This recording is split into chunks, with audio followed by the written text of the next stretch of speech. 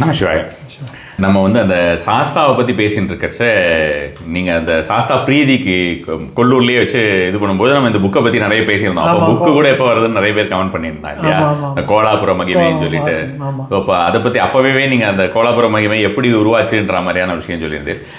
எனக்கு பர்சனலாக ஒரு விஷயம் வந்து என்னென்னா, கோலாப்பூர் அப்படின்னு பார்க்கும்போது ஜென்ரலாக இப்போ நம்ம வந்து கோலாப்பூர் மூகாம்பிகா அப்படின்னு பார்த்தோம்னா, கோலாப்பூர் மூகாம்பிகாவுமே வந்து உங்களுக்கு கூகுளில் இருக்குன்னு வச்சுக்கோங்களேன். கொல்லூர் தான் வந்து எல்லாருக்கும் ஃபேமஸ் அப்படின்னு. கோலாப்பூர் அப்படின்னாலே அந்த கூகுளோட ஒரு இது வந்து பார்த்தோம்னா மகாலட்சுமி கொடுக்க ஆரம்பிச்சிடுறது. அது இது இல்லை, அது ஜஸ்ட் நம்ம ப்ரொனவுன்சியேஷனில் உள்ள ஒரு குழப்பம் தான். அது வந்து சர்வசாத்திய மகாலட்சுமின்னு சொல்லி கரவீர க்ஷேத்திரம்னு சொல்லக்கூடிய கொல்ஹாப்பூர், அதுதான் மருவி அதுவும் கோலாப்பூர்னு ஆயிடுது. ஏன்னா அது வந்து மகாராஷ்டிரத்தில் இருக்குது. அது வந்து சர்வசாத்திய மகாலட்சுமின்னு பேர் அங்கே இருக்கிறவளுக்கு, கொல்ஹாப்பூர் மகாலட்சுமி. ஓகே, அது பௌராணிக பேர் வந்து அதுக்கு வந்து கரவீர க்ஷேத்திரம்னு பேர். அப்போ மகாலட்சுமி அங்கே இருக்கிறதுனால அது வந்து அவளுக்கும் அந்த ஊருக்கு வந்து கொல்ஹாப்பூருங்கிற பேர் வருது. இதுக்கு வந்து கோலாப்பூர், நம்ம கொல்லூருக்கு வந்து ஒரிஜினலாக பௌராணிகமாக இருக்கக்கூடிய பெயர் கோலாப்பூர். இங்கேயே வந்து மூகாம்பிகைக்கு மகாலட்சுமின்னு ஒரு பேர் உண்டு. அதனால் கோலாப்பூர் மகாலட்சுமிங்கிறது பொதுவான பெயர் இவளுக்கும் பொருந்தக்கூடியதாக இருந்தாலும், கொல்ஹாப்பூர் மகாலட்சுமி மகாராஷ்டிராவும் கோலாபுரம் அப்படிங்கிற ஊர் இது ரெண்டு வேறையாக பட் உடுப்பி பக்கத்தில் இருக்குது. பட் புராண பெயர் அப்படிங்கிறது இதில் வந்து கோலாப்பூர்னு இருந்தாலும் வழக்கத்தில் கொல்லூர் மூகாம்பிகா அப்படி. அது அப்படி இப்போ இந்த கொல்லூர் அப்படிங்கிறது நம்ம வந்து சிமிலராக நம்ம இப்போ இது கேட்கும்போது சம்டைம்ஸ் அந்த கேரளா ஸ்டைல் பேராகவும் இருக்குது இல்லையா? கேரளா ஸ்டைல் பேராகவும் இருக்குது. இதில் என்ன பியூட்டி அப்படின்னா, மூகாம்பிகை கோவிலில் டெஃபினட்டாக வரக்கூடிய கூட்டத்தில் 75% கேரளா மக்களாகவும் தான் இருக்கு. அது எப்படி இப்போ இந்த ஐயப்பன் இதில் மட்டும்தானா? இல்லை, வருஷத்தில் 365 நாளும் நீங்கள் அந்த மூகாம்பிகை க்ஷேத்திரத்துக்கு வரக்கூடிய கூட்டத்தில் ஒரு 60 to 75% கேரளாவிலேருந்து வரக்கூடிய மக்கள் தான். ஓகே, நீங்கள் அதை எப்படி ஆரம்பிச்சீங்க? அப்படியே இன்னொரு தடவை ரிப்பீட் பண்ணிருக்கோம்ல. இல்லை, நம்ம அந்த சக்தி பராக்கிரமம் பார்த்தோம். ஆமாம், சக்தி பராக்கிரமத்தை அம்பாளுடைய 64 லீலைகளை சொல்லும்போது அதில் வந்து மூகாம்பிகா ஆவிர்பாவ லீலான்னு ஒன்று பண்ணோம். ஸோ அம்பாளுடைய பல அவதார லீலைகளையும் வைபவங்களையும் பார்க்கும்போது அதில் இந்த லீலையும் நான் பண்ணிடுறேன். தட் இஸ் இந்த மூகாசுரனை சம்ஹாரம் பண்ண அந்த சரித்திரத்தை எழுதியிருந்தேன். ஆனால் அப்போ வந்து எனக்கு அந்த மூல புராணம் அப்படிங்கிறத நான் பார்க்கல. கோலாபுர க்ஷேத்திர மகாத்மியம்னு சொல்லி டிரான்ஸ்லேட் பண்ண புஸ்தகங்களாக தான் பார்த்தோமே ஒழிஞ்சு அந்த மூல புராணத்தையும் மூல புஸ்தகத்தையும் கண்ணில் வந்து நமக்கு பார்க்கவும் இல்லை. இந்த கேட்ட அறிவில் உள்ள விஷயங்களையும் கிடைச்ச 1-2 ஸ்லோகங்களையும் வச்சு தான் அந்த சாப்டர் நம்ம கம்ப்ளீட் பண்ணியிருந்தோம். அப்போயே ஒரு எண்ணம் இருந்தது, ஏன்னா கிட்டத்தட்ட அந்த 64 லீலைகளையுமே மூல புஸ்தகத்தை பார்த்து தான் எழுதிது. இது மட்டும்தான், இந்த ஒன்று மட்டும்தான் மூல புஸ்தகம் பார்க்க முடியல. அப்போ சரி பரவாயில்ல, எப்படியும் அதுக்குள்ளே பிரயாசப்பட்ட போதும் கிடைக்கலன்ன போது சரி எப்படி அம்பாள் ஒரு நாளே காட்டுவோன்னு சொல்லி விட்டுட்டேன். அதுக்கப்புறமும் நிறைய ட்ரை பண்ணோம், மூல புஸ்தகம் கிடைக்கல. நான் மூகாம்பிகையவே தனி தேவதையாக உபாசனா மூர்த்தியாக உபாசனை பண்ணுறவங்க நிறைய பேர் இருக்கான். ஸ்ரீவித்ய உபாசகர்கள், சண்டி உபாசிக்கக்கூடியவர்கள், துர்கை உபாசிக்கக்கூடியவர்கள் தவிர மூகாம்பிகைங்கிற தேவியவே தனியாக உபாசிக்கக்கூடியவங்க நிறைய பேர் இருக்கான். அப்படி மூகாம்பிகை உபாசிக்கிற வாழ்க்கையும் பல பேர்ட்டையும் கேட்டேன். அவர்களிடத்துலையுமே இந்த கோலாபுர மகாத்மியம்ங்கிற புஸ்தகம் இல்லை, லொக்கேட் பண்ண முடியல. சரி, அப்புறம் அம்பாள் ஏதாவது ஒரு காரணம் வச்சுருப்போம், எப்போ கிடைக்குமோ அப்போ தான் கிடைக்குங்கிற வழக்கமான தீர்மானத்துக்கு வந்துட்டேன். ஏன்னா இந்த மாதிரி பல அனுபவங்கள் ஆயிடுது. அதாவது அதுக்குள்ளே நேரங்காலம் கூடி வரும்போது தான் அது கிடைக்கும். எப்போ வெளிப்படணுமோ வெளிப்படும். அது வரைக்கும் நம்ம ட்ரை பண்ணிகிட்டே இருக்கணும். அதுக்காக ட்ரை பண்ணாமல் இருக்கக்கூடாது, ட்ரை பண்ணிகிட்டே இருக்கணும். பண்ணும்போது கிடைக்குங்கிற ஒரு ஐடியாவில் விட்டுட்டேன். அதுக்கப்புறம் கொல்லூரில் போய் கிட்டத்தட்ட ஒரு மண்டல காலம் அங்கே தங்கி இருக்க முடியாத ஒரு சான்ஸ் கிடச்சிது. ஒரு பிரார்த்தனைக்காக அங்கே ஒரு 45 to 48 days அங்கே இருந்தோம்.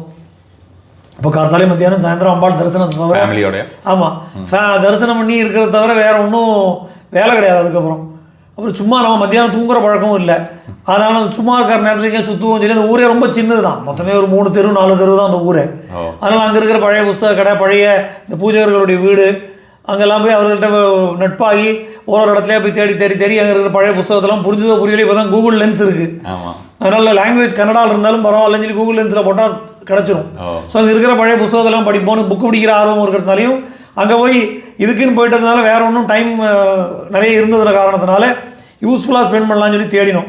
அப்படி தேடின போது இந்த கோலாபுர மகாத்மியமும் அப்பயும் தேடி பார்த்தா அங்கே யாருக்குமே கிடைக்கல. அங்கே அப்படி ஒரு அந்த புக்கு இருந்தது, இப்போ யாரும் இல்லைங்கிற மாதிரி சொல்லிட்டான்.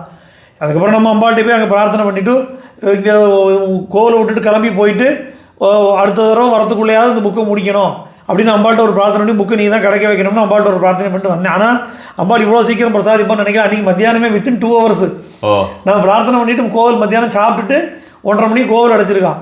எனக்கு நான் வெளியில் ரவுண்ட் அடிச்சுட்டு இருக்கேன். 3:30 மணிக்குள்ளாகவே அங்கே இருக்கிற பழைய பேப்பர் கடையில் எனக்கு எப்பயோ பிரிண்டான ஒரு கோலாபுரம் மகாத்மியத்துடைய ஒரு பழைய மலையாள வருஷன் ஒரு டெக்ஸ்ட் ஒன்று கிடச்சி கிட்டத்தட்ட 100-120 வருஷத்துக்கு முன்னாடி போட்ட புக்கு அதிக கிடச்சிருது.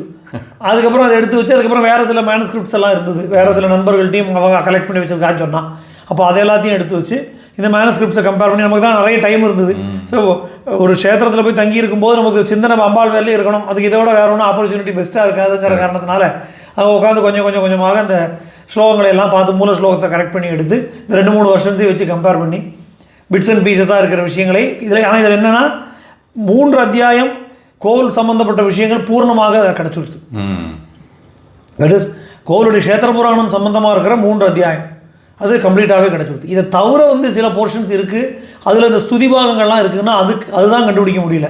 ஆனால் அதுலேருந்து கிடச்சிருக்க டிரைவாக இருக்கக்கூடிய ஸ்துதி எல்லாம் தனியாக வேறு சில மேனுஸ்கிரிப்ட்லேருந்து கிடச்சிது. அதனால் அதையும் பின்னாடி அனுபந்தமாக சேர்த்துட்டோம். ஏன்னா இந்த மூகாம்பிகையுடைய ஒரு விசேஷமே என்னென்னா இது எந்த தேவதையை வேணாலும் நம்ம ஆராதிக்க முடியும். ஏன்னா சர்வ சைதன்ய ரூபம்னு தான் சொல்கிறது மூகாம்பிகை. ஸோ எல்லா தேவதைகளுமே அந்த மூகாம்பிகையோட அந்த மூலலிங்கத்துக்குள்ளே இருக்கா அப்படிங்கிற ஒரு விஷயம். அதனால் இந்த புஸ்தகம் அதை அறுதிட்டு சொல்கிறது. ஏன்னா நமக்கு பல சரித்திரங்கள் காதால் கேட்குறோம், நம்ம கேட்ட சரித்திரங்கள் எல்லாம் நமக்கு சத்தியமா இல்லையா அப்படிங்கிற நமக்கு ஒரு கன்ஃபியூஷன் இருந்துகிட்டே இருக்கும். ஏன்னா சிலது நிறைய இன்டர்போலேஷன்ஸ் இருக்கும், இல்லை ஏதாவது ஊடையில் சேர்ந்துருக்கும், சிலது முக்கியமான சம்பவம் விட்டு போயிருக்கும். ஆனால் இந்த மூகாம்பிகையை பொறுத்த வரைக்கும் என்னென்னா இது ரொம்ப விசேஷமாக இந்த க்ஷேத்திர புராணம் என்ன அப்படிங்கிறதுல ரொம்ப தெளிவாக நம்ம கேட்டிருக்கிற கதைகள் எல்லாமே பேக்கப் வருது, அது எல்லாத்தையும் சப்ஸ்டான்ஷியேட் பண்ணுறது. அதனால் அது ரொம்பவே தெளிவாக அதை டாக்குமெண்ட் பண்ண முடிஞ்சுது. அதனால் இது மூல ஸ்லோகங்களை சம்ஸ்கிருதத்துலேயும் அப்புறம் தமிழ்லேயுமா இங்கிலீஷ்லேயும் 2 லாங்குவேஜ்லேயுமா அதுக்கு உரை எழுதி அது ஒரு புக்காக வெளியிட்டோம். அதில் என்ன பியூட்டி அப்படின்னா இதை புக்கை வெளியிட்டு அடுத்த முறை நான் மூகாம்பிகைக்கு போகிறது அப்படிங்கிறது எங்களுடைய ஆனுவல் சாஸ்தாபிரதி பூஜை, நம்ம அதை பற்றி கூட பேசியிருந்தோம். நம்ம 108 சுவாசினிகளுக்கு கூட பூஜை பண்ணுவோம். ஸோ அது ஆமாம், அப்போ அந்த 108 சுவாசினி பூஜைகளையும் சாஸ்தாபிரதியும் பண்ணக்கூடிய அந்த சந்தர்ப்பத்துக்கு உள்ளாகவே புஸ்தகம் தயாராகி புஸ்தகத்தை வெளியிடக்கூடிய ஒரு வாய்ப்பும் அம்பாள் நம்ம சொன்னபடியே அடுத்த முறை வரதுக்குள்ளே புக்கு ரெடி ஆகணும்னு அடுத்த முறை வரும்போது புக்கையும் வெளியிட்டோம் பண்ணியாச்சு. ஏன்னா அதுக்கு ஜஸ்ட் ஒரு கொஞ்ச நாள் முன்னாடி தான் மூகாம்பிகையுடைய ஜெயந்தி வந்திருந்தது. எப்படி கிருஷ்ணனுக்கு ஜென்மாஷ்டமி இருக்கோ அதுக்கு போல் மூகாம்பிகா அஷ்டமி சொல்லி ஒரு ஜெயந்தி உற்சவம் உண்டு. அந்த ஜெயந்தி உற்சவத்துக்கு உள்ளாகவே மேனுஸ்கிரிப்டை முடித்து அம்பாளுடைய பாதத்தில் வச்சு பூஜையை பண்ணியாச்சு. அதுக்குள்ளே அப்புறம் பிரிண்ட் காப்பி கரெக்டாக பூஜை அன்னைக்கு அந்த அம்பாளுடைய கோவில் இருக்கக்கூடிய முக்கியமான பிரீஸ்டுகளில் ஒருத்தராக இருக்கிற பிரம்மஸ்ரீ இவர் காளிதாஸ் பட்டர்னு சொல்லக்கூடிய அவருடைய கைகளாலேயே இதை ரிலீஸ் பண்ணக்கூடிய ஒரு பாக்கியமும் கிடைச்சிது.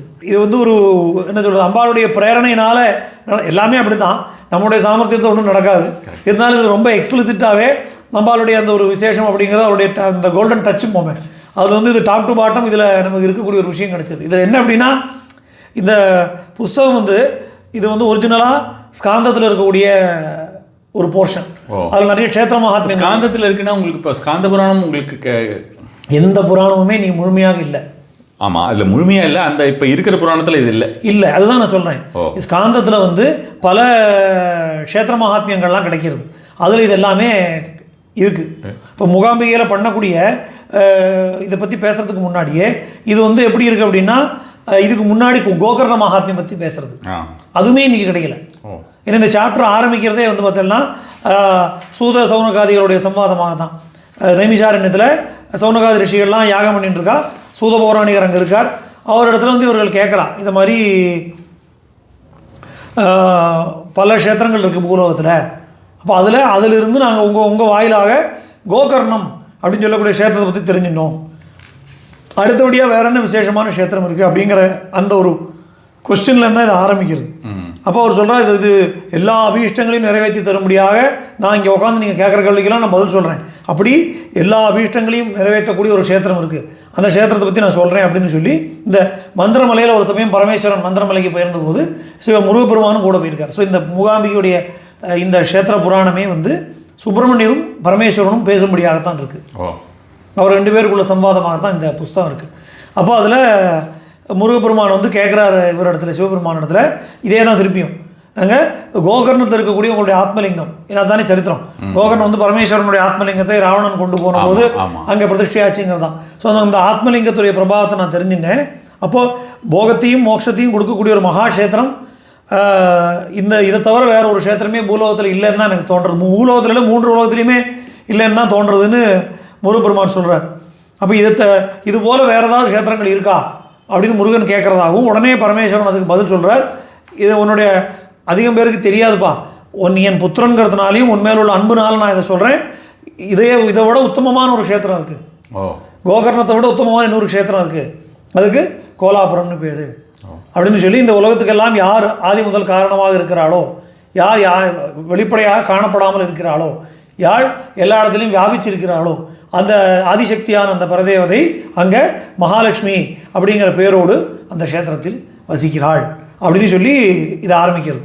ஸோ அப்போ அந்த க்ஷேத்திரம் பரமேஸ்வரன் என்ன சொல்கிறார் அப்படின்னா, கோகர்ணோத்திக்கு அதிகம் அப்படிங்கிறார், கோகர்ணத்தை விட அதிகமான பெருமையை கொண்டது அப்படின்னு சொல்லி அப்போ அதாவது சொல்ல ஆரம்பிக்கிறார். அப்போ தான் என்ன ஆகுதுன்னா, கோல மகரிஷியுடைய சரித்திரத்தை சொல்கிறார். அந்தந்த வனப்பகுதிகளில் கோல மகரிஷின்னு ஒருத்தர் சிவபெருமானுடைய பக்தர் அவர்.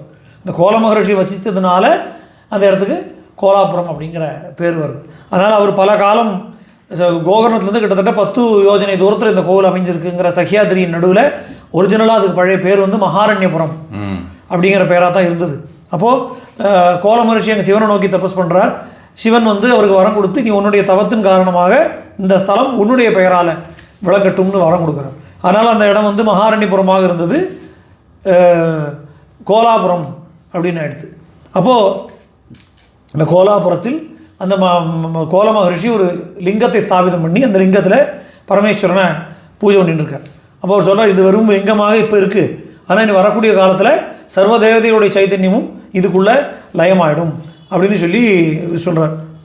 அப்படி இவர் சொன்னபடியே அது வந்து அவர் ஆராதனை பண்ணிட்டு இருக்கக்கூடிய அந்த நேரத்தில் கம்ஹாசுரன் அப்படின்னு சொல்லக்கூடிய ஒரு அசுரன், அவன் பைரவி தேவியுடைய பக்தன், தசமாவதியில் வரக்கூடிய பைரவி இருக்காள், அவளுடைய பக்தனாக விளங்கக்கூடியவன். அப்போ அந்த பைரவியுடைய விசேஷமான அனுகிரகத்துக்கு பாத்திரமாகி அவனுக்கு அநேக சக்திகள்லாம் கிடைக்கிறது. அப்போது அவன் பூலோகத்தில் பூரா தனக்குன்னு ஒரு ராஜ்யத்தை உருவாக்கிக்கணும்னு சொல்லி வரும்போது இந்த கோலாபுரத்துக்கு வந்து சேர்றான். அப்போ இங்கே இருக்கக்கூடிய ரம்யமான இயற்கை அழகியும் பாக்கி விஷயங்களெல்லாம் பார்த்தோன்னே இதுதான் சரியான இடம்னு சொல்லி அந்த தபஸ் பண்ணிட்டு இருக்கிற கோல மகரிஷி அவருக்கே தெரியாமல் தியானத்தில் இருக்கும்போது அவரை கொண்டு போய் வேற எங்கேயோ ஒரு பக்கம் தூக்கி போட்டுட்டு தன்னுடைய படை பரிவாரங்களோடு இந்த இடத்தை ஆக்கிரமிச்சுன்னு இந்த இடத்த தன்னுடைய ராஜதானியாக ஆக்கிவிட்டான். அப்போ இவனுடைய வரபலம் இவனுக்கு இருக்கிற வரைக்கும், இவன் யாரையும் தொந்தரவு பண்ணாத வரைக்கும் எல்லாம் நல்லபடியாக போயிட்டு இருந்தது. தன்னை மிஞ்சுறதுக்கு ஆள் இல்லைங்கிற எண்ணம் ஏற்பட்டு இவன் அக்கிரமங்களை தொடர்ந்து பண்ண ஆரம்பிக்கும் போது என்ன ஆயிடுதுன்னா, அவனுடைய உபாசன தெய்வமான பைரவியே இவனை எதிர்க்க வந்துட்டான். ஏன்னா நீ என்னோட வரத்தை வச்சு நீ மக்களுக்கு துன்பம் அழிக்கிற, அதனால் உனக்கு வந்து நான் வந்து உன்னை மன்னிக்க முடியாதுன்னு சொல்லி அவனை அழிக்க வந்தபோது உடனே அவன் மன்னிப்பு கேட்டு அம்பாளை எப்படியோ சமாதானப்படுத்தி தப்பிச்சு போயிட்டான். ரிஷிமுக பர்வதத்துக்கு போய் அங்கே மறுபடியும் தபஸ் பண்ண ஆரம்பிச்சிட்டான். அதனால் இப்போதைக்கு சமாளிச்சுடலாம், அதுக்கப்புறம் மேற்கொண்டு வரபலம் வச்சுருந்தா நீ அடுத்த காரியங்களை பண்ணணும்னு சொல்லிட்டு இங்கிருந்து ரிஷிமுக பர்வத்துக்கு போயிட்டான். இப்போ அவன் தபஸில் இருக்கிற நேரத்தில் தான் என்ன ஆகுது அப்படின்னா, நம்முடைய 4வது மன்வந்தரத்தின் 64வது கிருதயுகத்தில் மகிஷாசுரன் அப்படிங்கிற அசுரன் தோன்றினான். நம்ம அந்த சரித்திரம் ஏற்கனவே நம்ம தேவி மகாத்மியத்தில் பார்க்குறோமே. ஸோ இப்போ அவன் அந்த மகிஷாசுரன் பல ராஜ்யங்களையும் ஜெயிச்சுடுறான். இப்போ கம்மஹாசுரனும் இங்கே இல்லாத காரணத்தினால இந்த கோலாபுரம் உட்பட எல்லாமே அவனுடைய ஆளுகைக்கு உட்பட்டதாகிடுது. அப்போ தேவேந்திரனையும் அவன் ஜெயிக்கிற நேரத்தில் தான் இப்போ கோல மகரிஷி திடீர்னு தவம் முடித்து கண்ணை முடித்து பார்த்தா இதனுடைய இடமெல்லாம் அசுர கூடாரமாக மாறி இருக்கிறத பார்க்குறார். இப்போ மறுபடியும் சிவனை நோக்கி தவம் இருக்கார். இப்போ இந்த முறை சிவபெருமான் மகாவிஷ்ணுவோட கூடி அங்கே வந்து தரிசனம் கொடுக்குறாரு இவருக்கு. இப்போ தேவர்களும் வந்து சிவபெருமான இடத்துலையும் விஷ்ணுவின் இடத்துலையும் வந்து மகிஷாசுரனுடைய தொல்லையினால் பட்டக்கூடிய துன்பங்களை எல்லாம் சொல்லி முறையிடுறாரு. இப்போ பிரம்மாவும் அங்கே வந்து சேர்ந்துருக்கார். இப்போ இவர்கள் எல்லாருடைய கோபமும் மகிஷாசுரனுடைய அதர்மமான காரியத்தை பார்த்தோன்னே மனசில் கோபம் ஏற்படும். இது நம்ம தேவி பாகவத்திலையும் பார்க்குறோம், தேவி மகாத்மியத்திலையும் பார்க்குறோம்.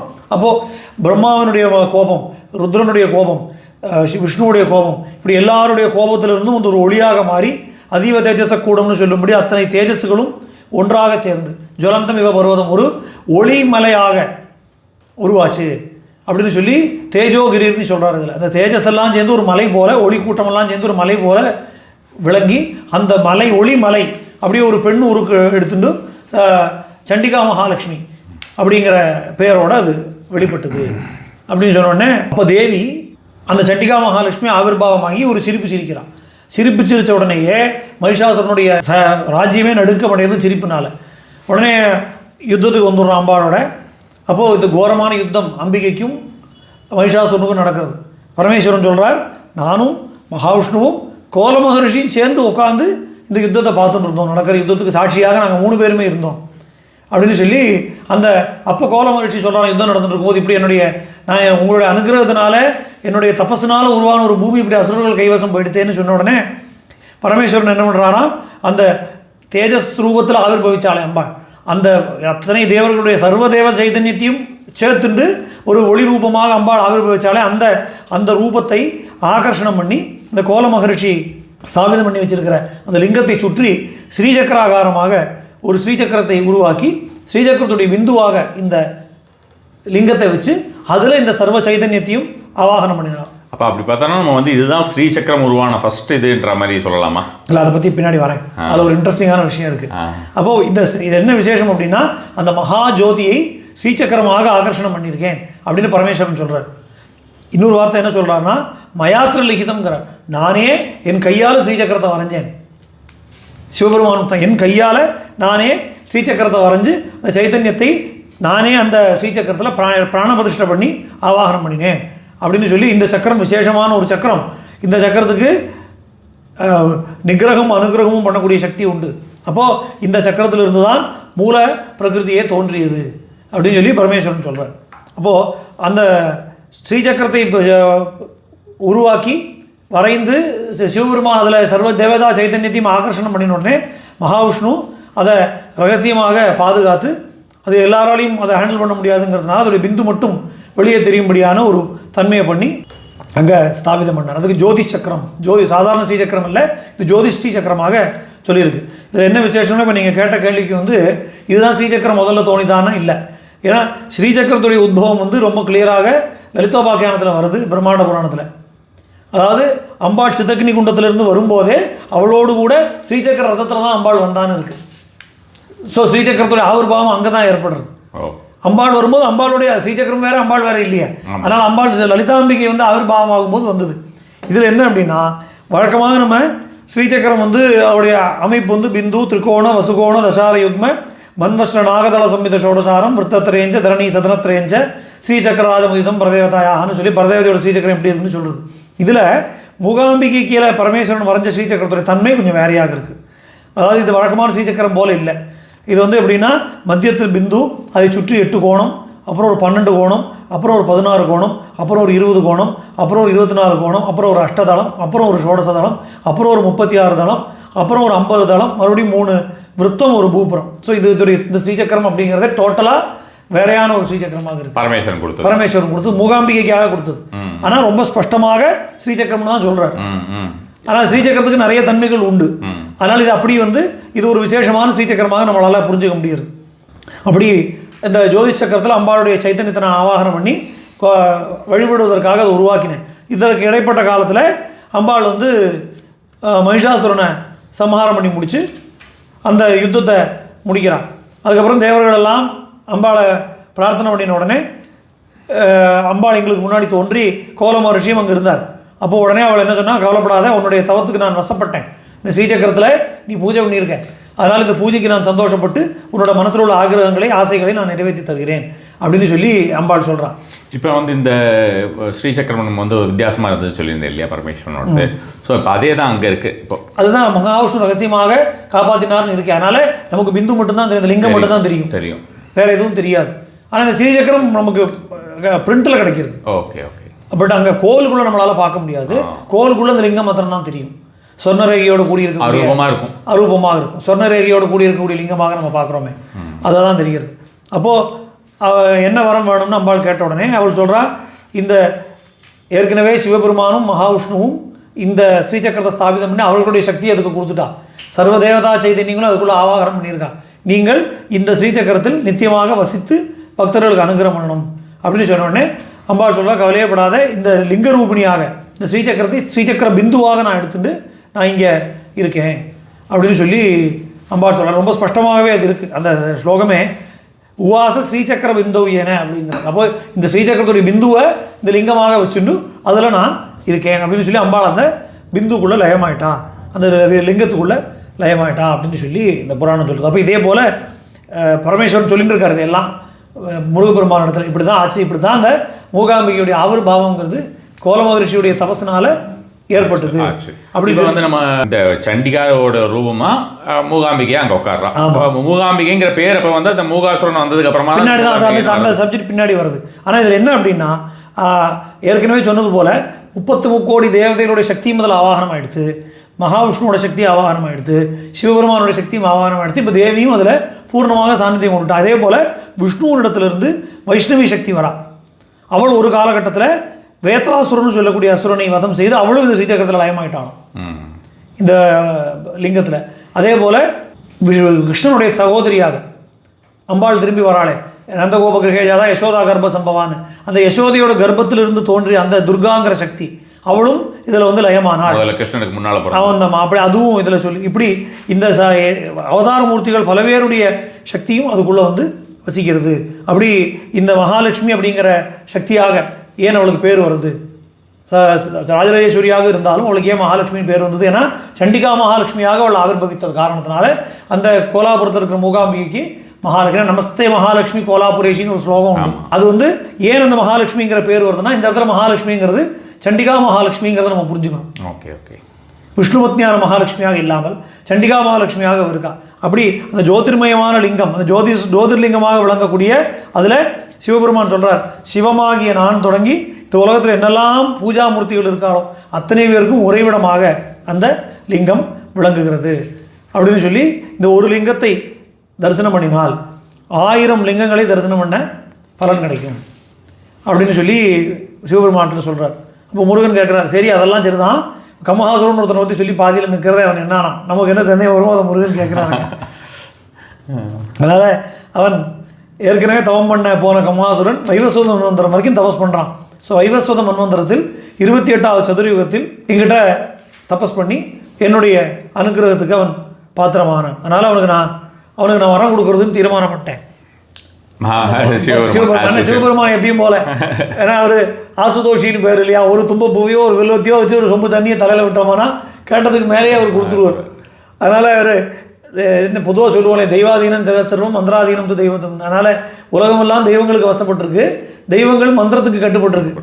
அதனால் வந்து நல்லவன் கெட்டவன்கிறத விட யார் தவம் செய்தாலும் அவர்களுக்கு பலனை கொடுத்தே ஆகணும். இதில் என்னென்னு பார்த்தீங்கன்னாக்கா சிவபெருமான் தான் யார் நல்லவனா கெட்டவனான்னு என்னவே பார்க்காம எடுத்தோடனே அந்த அள்ளி கொடுக்கறது அப்படின்ற மாதிரியான ஒரு விஷயமா.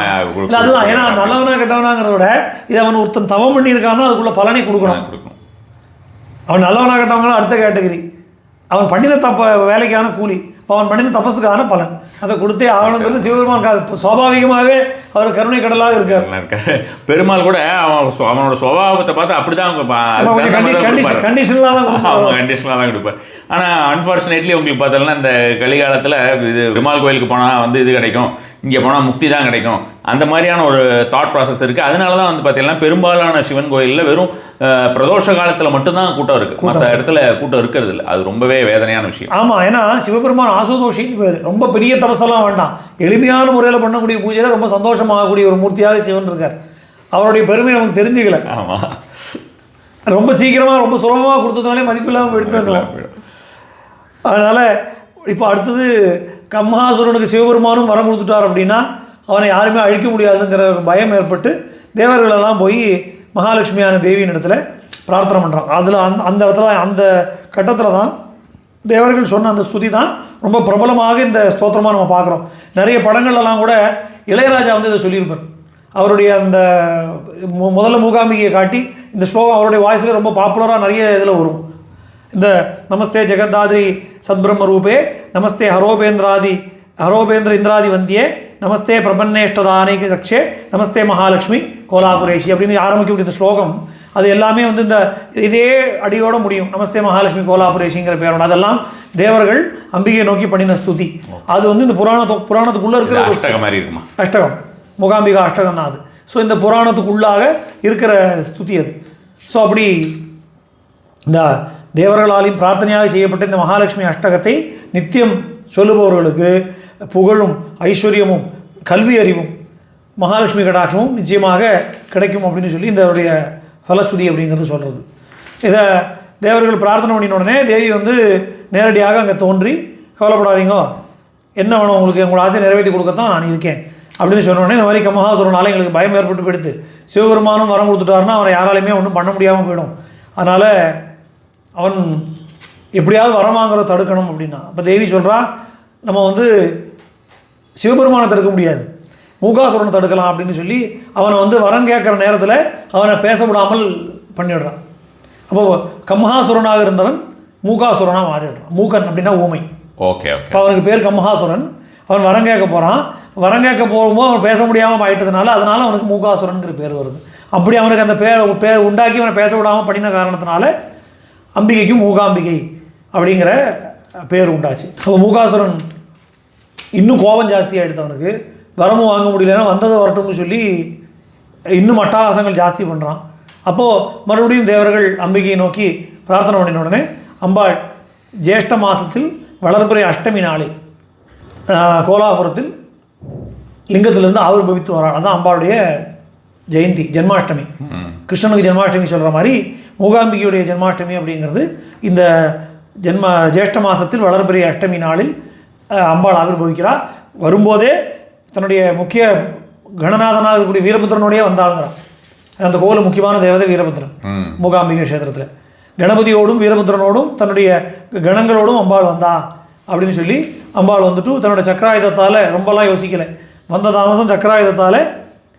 ஏன்னா மூகாம்பிகைக்கு ஆயுதங்கள் சங்கும் சக்கரமும் தான். ஆமாம், ரெண்டு ஆயுதம் தான் கையில். சக்கராயுதத்தால் அவனுடைய தலையை துண்டிச்சு விட்றான். அப்புறம் அடுத்த நிமிஷம் சந்தோஷமாகி அந்த சமஸ்த பரிவார கணங்களோடு கூட மறுபடியும் இங்கே வந்து இந்த லிங்கத்தில் மறுபடியும் ஐக்கியம் ஆகிடுறான். அதனால போரில் இவர் கிடையாது உங்களுக்கு வீரபத்திரன் அவனுடைய சைன்யங்கள் எல்லாம் அழிக்கிறதுக்காக கூட வந்து அவர் சைன்யங்களை பார்த்துக்கிறார். அம்பாள் இவனை அழிக்கிறான். அப்படி அழித்து முடித்த உடனே அந்த லிங்கத்தில் வந்து லயமாடுறான்னு சொல்லி சிவபெருமானத்தை சொல்லி முடிக்கிறார். அதனால் இதுதான் முதல் அத்தியாயம். ஃபர்ஸ்ட் அத்தியாயம் மொத்தம் 3 அத்தியாயம் தான். இதில் முதல் அத்தியாயத்தில் சிவபெருமான் இதை சொல்லி இப்படி மூகாம்பிகை ஆவிர்பாவமாகி லயமான சரித்திரத்தை நான் உனக்கு சொன்னேன். அதனால் இது ஸ்ரீசக்கர என்னால் உருவாக்கப்பட்ட ஜோதிர்லிங்க ஸ்வரூபிணியாக ஸ்ரீசக்கர பிந்துவில் வசிக்கக்கூடிய அவள் பக்தர்களுக்கெல்லாம் அனுகிரகம் பண்ணணும் அப்படிங்கிற காரணத்துக்காக இந்த கோலாபுரத்தில் நித்தியமாக வசிக்கிறாள் அப்படின்னு சொல்லி முடிக்கிறார். அப்போ ஸ்கந்த புராணத்தில் கோலாபுர க்ஷேத்திர மகாத்மியத்தில் இந்த முதல் அத்தியாயத்துக்கு தேவி வாச நிரூபணம் அப்படின்னு பேர். ஸோ தேவி எப்படி இங்கே வந்து வாசம் பண்ண வந்தாள் அப்படிங்கிற நிரூபணம் பண்ணக்கூடிய சிவபெருமானால் உபதேசிக்கப்பட்டது இந்த முதல் சாப்டர். ரொம்ப சந்தோஷம். ரொம்ப சந்தோஷம்.